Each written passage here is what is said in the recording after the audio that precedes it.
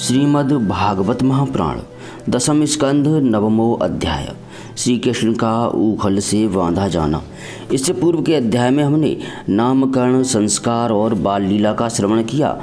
अब आगे नारायणं नमस्कृत्य नरं चैव नरोत्तमं देवीं सरस्वतीं व्यासं ततो जयमुदीरयेत्। श्री सुखदेव जी कहते हैं, परीक्षित, एक समय की बात है, नंदरानी यशोदा जी ने घर की दासियों को तो दूसरे काम में लगा दिया और स्वयं अपने लाला को मक्खन खिलाने के लिए दही मथने लगी।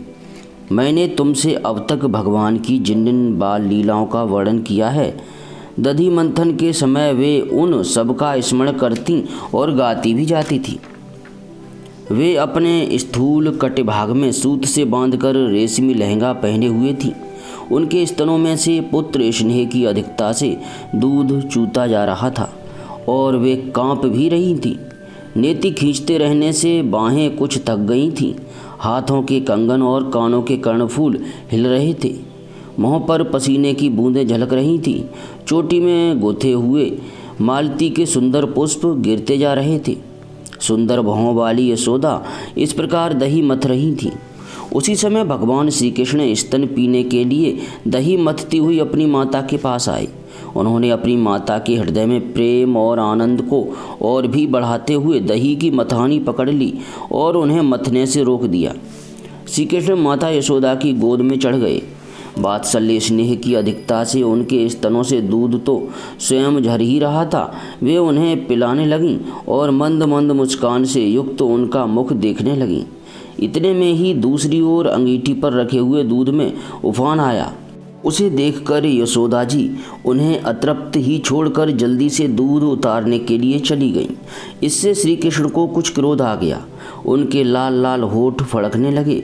उन्हें दांतों से दबाकर श्री कृष्ण ने पास ही पड़े हुए लोढ़े से दही का मटका फोड़ फाड़ डाला। बनावटी आंसू आंखों में भर लिए और दूसरे घर में जाकर अकेले में बासी माखन खाने लगे। यशोदा जी औंटे हुए दूध को उतारकर फिर मथने के घर में चली आईं। वहाँ देखती हैं तो दही का मटका अर्थात कमोरा टुकड़े टुकड़े हो गया है। वे समझ गईं कि यह सब मेरे लाल की ही करतूत है। साथ ही उन्हें वहाँ न देखकर यशोदा माता हंसने लगीं। इधर उधर ढूंढने पर पता चला कि श्री कृष्ण एक उल्टे हुए ऊखर पर पड़े हैं और छीके पर का सारा माखन लेकर बंदरों को खूब लुटा रहे हैं। उन्हें यह भी डर है कि कहीं मेरी चोरी खुल न जाए, इसीलिए चौकन्ने होकर चारों ओर ताकते जाते हैं। यह देखकर यशोदा रानी पीछे से धीरे धीरे उनके पास जा पहुंची। जब श्री कृष्ण ने देखा कि मेरी माँ हाथ में छड़ी लिए मेरी ही ओर आ रही है, तब झट से ओखली पर से कूद पड़े और डरे हुए की भांति भागे। परीक्षित, बड़े बड़े योगी तपस्या के द्वारा अपने मन को अत्यंत सूक्ष्म और शुद्ध बनाकर भी जिनमें प्रवेश नहीं करा पाने की बात तो दूर रही, उन्हीं भगवान के पीछे पीछे उन्हें पकड़ने के लिए यशोदा जी दौड़ी। जब इस प्रकार माता यशोदा श्री कृष्ण के पीछे दौड़ने लगीं, तब कुछ ही देर में बड़े बड़े एवं हिलते हुए नितंबों के कारण उनकी चाल धीमी पड़ गई। वेग से दौड़ने के कारण चोटी की गांठ ढीली पड़ गई। वे ज्यों-ज्यों आगे बढ़ती, पीछे पीछे चोटी में गुथे हुए फूल गिरते जाते। इस प्रकार सुंदरी यशोदा ज्यों त्यों करके उन्हें पकड़ सकी। श्री कृष्ण का हाथ पकड़कर वे उन्हें डराने धमकाने लगी। उस समय श्री कृष्ण की झांकी बड़ी विलक्षण हो रही थी। अपराध तो किया ही था, इसलिए रुलाई रोकने पर भी न रुकती थी। हाथों से आंखें मल रहे थे, इसलिए मुँह पर काजल की स्याही फैल रही थी। पिटने के भय से आंखें ऊपर की ओर उठ गई थीं। उनसे व्याकुलता सूचित होती थी। जब यशोदा जी ने देखा कि लल्ला बहुत डर गया है, तब उनके हृदय में वात्सल्य स्नेह उमड़ आया। उन्होंने छड़ी फेंक दी। इसके बाद सोचा कि इसको एक बार रस्सी से बांध देना चाहिए, नहीं तो यह कहीं भाग जाएगा। परीक्षित, सच पूछो तो यशोदा मैया को अपने बालक के ऐश्वर्य का पता नहीं था, जिसमें न बाहर है न भीतर, न आदि है और न अंत। जो जगत के पहले भी थे, बाद में भी रहेंगे, इस जगत के भीतर तो हैं ही, बाहरी रूप में भी हैं, और तो क्या जगत के रूप में भी स्वयं ही वही हैं। यही नहीं, जो समस्त इंद्रियों से परे और अव्यक्त हैं, उन्हीं भगवान को मनुष्य का सा रूप धारण करने के कारण पुत्र समझकर यशोदा रानी रस्सी से उखल में ठीक वैसे ही बांध देती हैं जैसे कोई साधारण सा बालक हो। जब माता यशोदा अपने ऊधमी और नटखट लड़के को रस्सी से बांधने लगी तब वह 2 अंगुल छोटी पड़ गई। तब उन्होंने दूसरी रस्सी लाकर उसमें जोड़ी। जब वह भी छोटी हो गई तब उसके साथ और जोड़ी।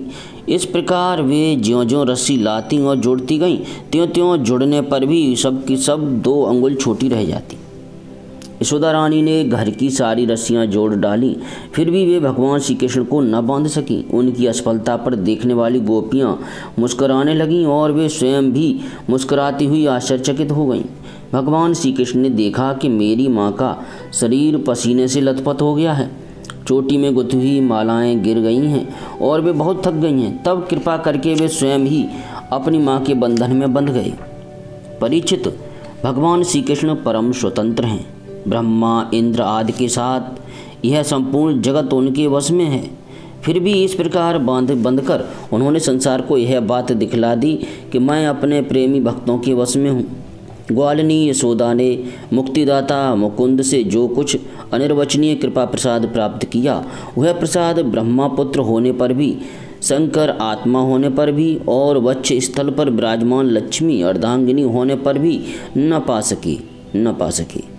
यह गोपिका नंदन भगवान अनन्य प्रेमी भक्तों के लिए जितने सुलभ हैं, उतने देह अभिमानी कर्मकांडी एवं तपस्वियों को तथा अपने स्वरूप भूत ज्ञानियों के लिए भी नहीं है।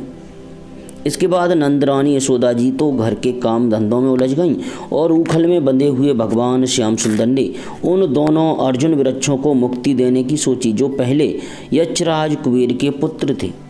इनके नाम थे नलकूवर और मणिग्रीव। इनके पास धन, सौंदर्य और ऐश्वर्य की पूर्णता थी।